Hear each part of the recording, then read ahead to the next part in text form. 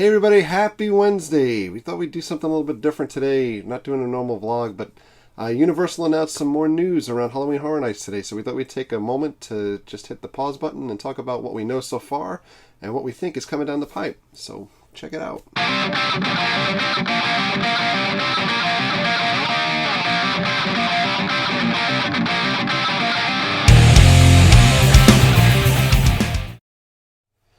Alright, so what do we know so far? Halloween Horror Nights 25 is due to start September 18th. It's going to run for 30 nights through November 1st.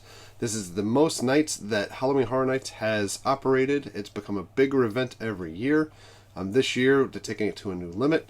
We also know that this year, they're scheduled to be 9 houses, which is an additional house from what they normally have on their slate. I believe this is the largest amount of houses that we've had so far in Halloween Horror Nights history, as well as 5 scare zones, which is super impressive. So they've really kind of gone the route of throwing the kitchen sink out here for their 25th event. So what has been announced so far as well is we know that Jack is back. Jack is the icon of Halloween Horror Nights. If you think Mickey Mouse for Walt Disney World, you're really kind of thinking Jack for Halloween Horror Nights. This is the icon. Universal teased Jack coming back at the end of 2014's event on the last day or so in the last week, and then they released another video saying Jack's back, and all of Jack's maniacs are following him on Twitter, which is also a big thing to do. So if you guys are into social media and looking for up-to-date information, Halloween Horror Nights has a great Twitter account where they continually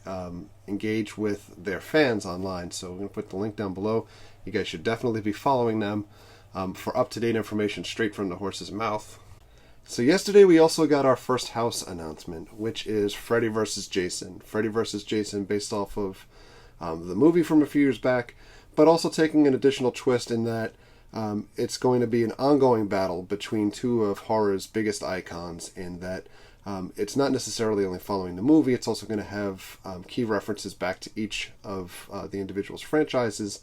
And the coolest twist is that there's not going to be a set winner on a nightly basis or on an overall event basis. Depending on when you go through the house, there'll be 2 potential endings to the house, with either Jason taking the victory or Freddy taking the victory, which is super cool.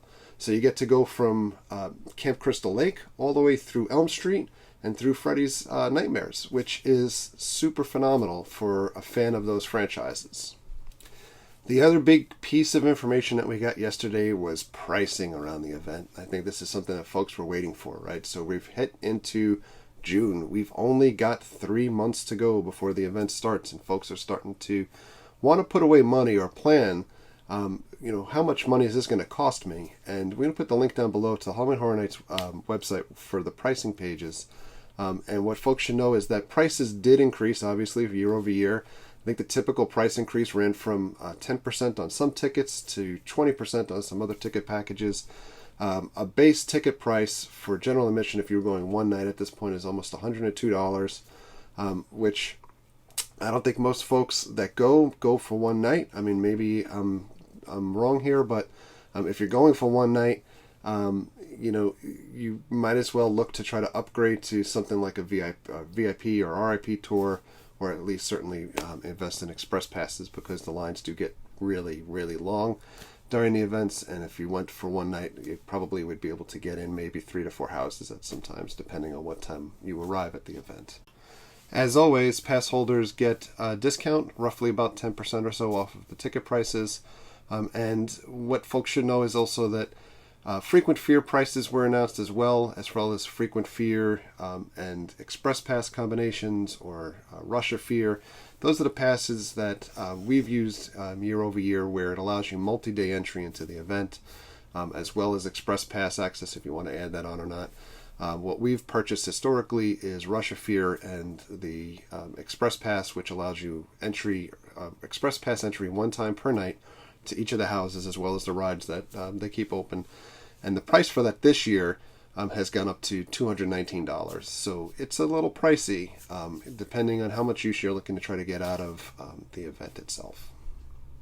Well worth it in our opinion. Okay, so that leads us to what hasn't been announced so far. Obviously we know that there's one solid house. We know that Jack is back. We know the pricing, we know the dates. We don't know what the other 8 houses are. We don't know what the scare zones are at this point. There are a lot of rumors out there, probably some that are a little bit more steeped in a good foundation versus those that might be a little bit more speculative. One of which I'm not really sure what other houses might be announced shortly. I just need to take a drink here out of this. But I'd expect a major television property to be announced probably in short order.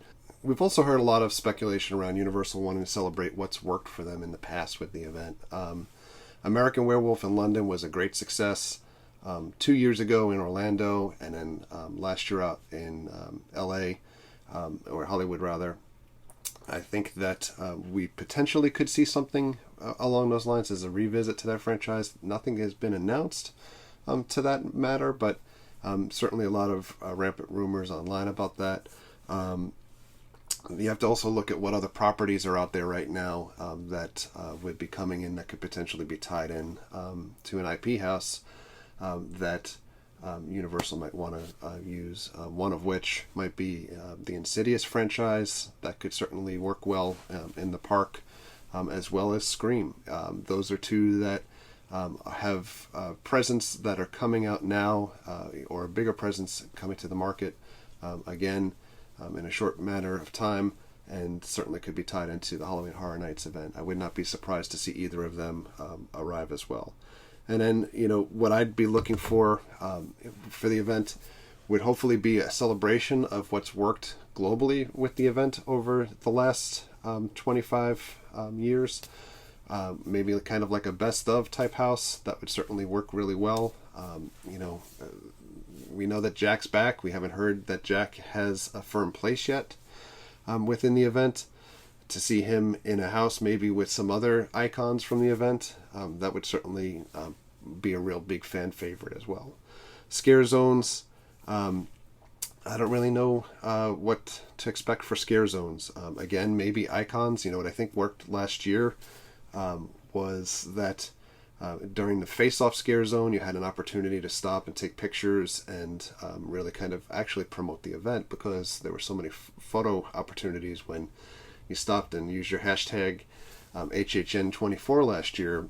Twitter kind of blew up with everybody's pictures of the characters that were in Face Off. If they did something similar like that this year for Halloween Horror Nights with some of the past icons, I think that would work really well as well. So that's kind of it as far as what we know so far.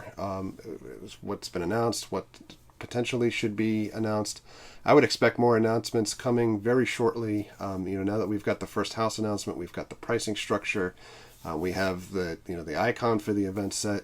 I would imagine that we'll start to get more house announcements. I would be surprised if it would go another 2 weeks before we know what the next house is as well, because folks really want to ramp up and promote the event.